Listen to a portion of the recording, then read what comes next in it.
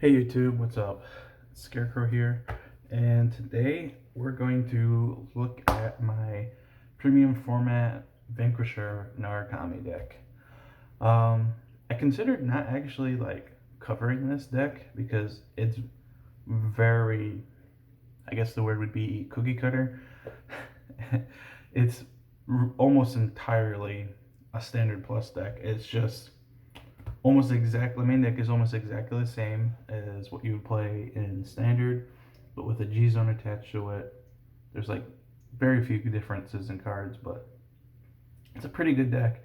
Um, if I had to put it on a scale of 1 to 10 as far as premium goes, if I was to say a really dumb deck Fenrir Loop is like a 10, one of the best decks, if not the best deck in the format. That's like a 10. This deck is maybe like an 8, maybe an 8, 7.5, something like that. But yeah, so let's get started. Uh, we have our starting Vanguard, just any V starter.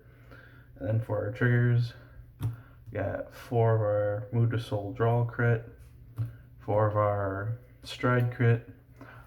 These are almost like staples in premium nowadays. And then this one, this deck doesn't really benefit so much from the soul that she generates. Oh, I had to sneeze. But this card is actually really cool in the sense that when she gets buffed up by your Vanquisher and stuff, she can actually hit things when she's swinging for 14.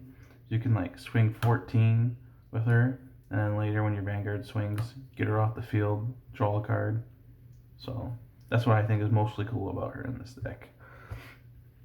And then for the rest, we got 4 PG draw and our 4 heal. As far as sentinels go for this deck, there's the Anastasia PG, the grade 1. That's pretty cool because when you guard with it, you can draw a card if your opponent's got 4 bound cards. It's a pretty good card. And up until Vanquisher got its second wave of support, I think I probably would have told you to play that. But the grade 1 lineup is just better spent on cards that will help your aggression and consistency, so that's why we're doing this over that. Into our grade 1s, got our 4 Chain Bolt. When he's bound, he calls himself, and when you ride him, you can search for a Vanquisher. This card's very solid, adds consistency. It's an attack extender, just grid card. We got our 4 Phoenix. This card can extend attacks, but generally I would say the most valuable thing that Phoenix brings to the table for the deck is it's a way to recover. One of the lowest stats I think I would give this deck is its defense. This deck can take a beating pretty hard sometimes. It doesn't it doesn't survive as easily as some other decks. And the fact that you have a card like this that you can once you survive and start your turn again and start binding their field, you can regenerate this card and get some cards back so you can still have plays and stuff.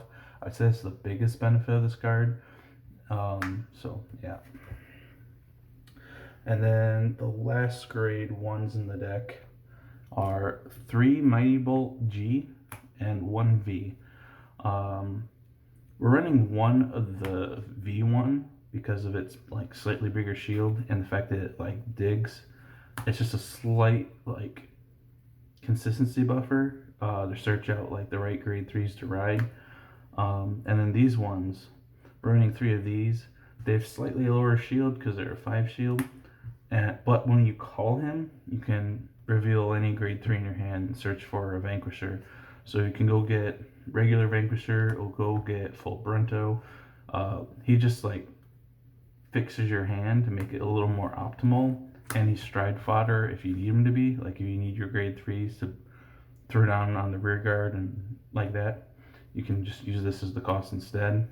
So yeah, that's it for the 1s.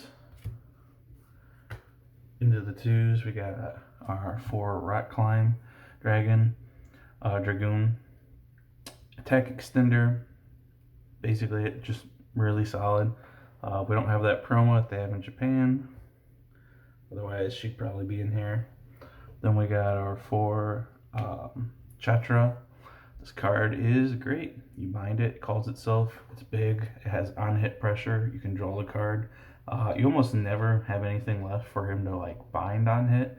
Basically this card might as well just say draw a card on hit, but... And then we got 2 Zutan. As far as the grade 2s go, and this goes for both standard and premium, these 2 cards are basically essential. And then the other grade 2 is kind of like whatever. I'm not a big fan of Cho-Oh. It has its place, especially in, I think it's a little bit better in premium than it is in standard. I really like it for the play where you will do your swings with Vanguard to try and get when you have your full Brunto, you'll try to get a crit and you'll swing with your first Vanquisher. You'll have Cho-Oh, you can swing with your first Vanquisher. Hopefully if you get a crit, you can put it on the Cho-Oh, and then later when you go into him, you'll be able to swing a Cho-Oh that had a crit, then swing full Brunto, then restand Cho-Oh, so it's restanding with its crit. There is that play, you can do that. It's funny that I'm going this far and explaining that combo, and not even running it, but I just like Zutan better. Cards that you can throw down, use for aggression, and then convert back into hand for defense, I find really valuable. And as far as like the grade 2 options between like Cho-Oh, him, where the name of that grade 2 is that Soul Blast, Draw, Bind one. Those are really the ones you typically go for. And of those, I just prefer running Zutan. And then for our grade 3s, we got our 4 Vanquisher, regular, 3 full Brunto, and 4 Jaggy Shot. Jaggy Shot is just way too good of a card for me to not run it at 4. This card is so good. It attacks, it cleans up the opponent's field, it draws 2 cards, it makes soul. It's just too good. And then for these, sometimes you see people playing like reverse, they're playing like 3 and 4. I don't get it. I think that sounds awful. This card is like a good card and all, but I think it can get exaggerated how good it is. Like, I would rather like ride this and never see this card than like be stuck on this card and not have access to this guy's counterblast ability. It's just way too good. I think it's even better in premium than it is in standard, actually. So, moving on from the main deck to the G-Zone, we'll start with the main stride of this deck. Stunverse. This card is so good. You Soul Blast and turn the card from your G-Zone face up. Then this guy goes back to the G-Zone, and your opponent has to now bind 4 of their rear guards and 4 cards from their drop zone. So that's a lot of cards to bind all at once. So it already like fucks up their drop zone, tears up their field, and then for each 4 cards they have bound, they now bind 1 more from hand, and you draw. This card is super savage. On the first time you go into it, might be just like, especially if you're getting the first stride of the game, it'll be just it's kind of helpful. That was a little impactful. Once you start to get to like your second stride of him and up, it's gonna just be absolutely devastating how strong this card is, especially since the fact that you're gonna go into this, bind their drop, bind their field, bind more from their hand, draw cards, change back into Vanquisher, use his counterblast, bind another card from hand. It's just really strong. We're playing 3 of it, because every great once in a while you will go into a third. Usually you strike it twice and the second one like ends the game. On rare occasions you can go into the third one, which would be, if you're going into this a third time, this is just, your opponent's going to be dead. But that's why it's here. Moving on, two of a card we're never going to stride. V-Buster. This card is just meh. You don't really use it. Usually this is the card I'm flipping for the cost of my stun versus, but he's there because he does serve a purpose. Then we got two Vanquisher Voltage. This card, you don't use it very often. Like, usually I'm just stun verse the whole game and never have to go into anything else.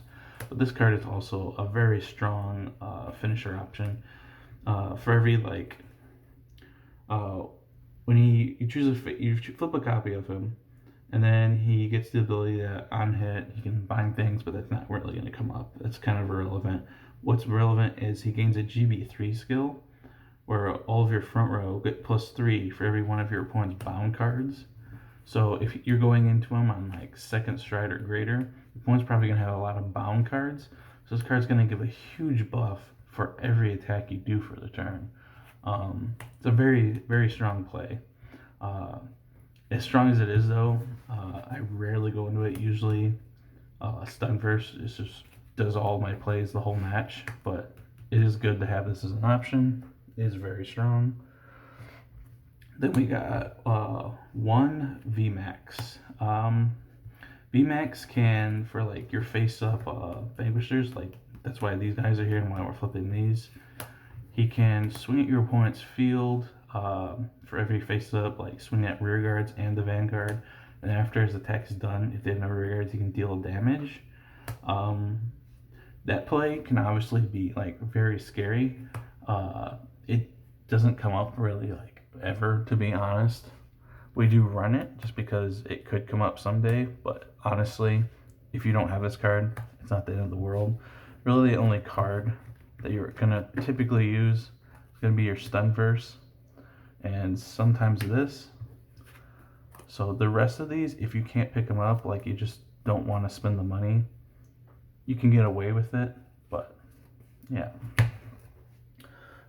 Then next we got our Progenitor Dragon. Sometimes you use this card, not often. You should play it though. I would also say you should probably play a Drachma. I don't have one because especially in the way the world is nowadays, where there aren't actually like regionals and stuff to go to, I don't find it justifiable to have that expensive of a card that I'm almost never use, let alone like I don't have a competitive events to go to for it. So you should probably play a Drachma as well in this deck, but don't break your back over it, especially since it's not like you have anything really competitive to like go play and win with this stuff. So, but in the future, into the G Guardians, we got our Bulwark Dragon, whatever this guy's name is. This card is pretty solid. I almost want to play two of it. Very tempted to because it's so strong, but it also doesn't come up that often that I wanted to have a second copy to go into. So, but anyway, when you guard with him, he can get +10 shield, so he's a little bit bigger. And at the end of the battle that he guarded, for every 4 of your opponent's bind zone, you bind one of your opponent's front row rear guards at rest. So once your opponent has like 8 or more bound cards, this card is really strong. There are some decks that this card can just shut down by the fact that it will wipe out their front row. Like if you're playing against like Murakumo with Hyuga, if you have enough cards bound and then you guard with this card, you can just clean up their board and then they don't have anything to restand. It's a very strong card. Then we got 2 MP Dragon. This is another very strong G Guardian. When you guard with him, your opponent loses a rear guard. and if they still have more rear guards than you, they'll have to lose another one. So they choose what they lose, but in practice, you'll find that this card's like really strong. And then we've got one of this guy. He's just a bigger shield. You can Garth him and he gets +10. So he's just you don't use him usually too often out of like maybe an early game. You need to just guard and attack. You need bigger shield, and you don't want to go into bulwark. So that's why he's here. Then we got one Rectoma. This card is just really like helpful early games and stuff. Like if your opponent got first strike and stuff, this card's just useful to guard and just dig into your deck. Sometimes you'll have a hand where you just like, oh, I've got too many threes. I need to guard with this, discard 3, draw something more helpful. Maybe I'll draw like a heal or draw a trigger. So, and then last one, Dismal. Dismal can have its moments where it's like super clutch. Like there's very specific situations where it's just like the best card ever. You're so glad you have it, but it doesn't come up a lot. So you could probably take this out. Like if I was going to change something about this deck right now, this G-Zone lineup, I don't have the GB8 in here because I've almost never get to go into it. But if I was going to change anything probably right now, I'd probably take out Dismal, put in the GB8. But yeah, that's it. Thank you for watching.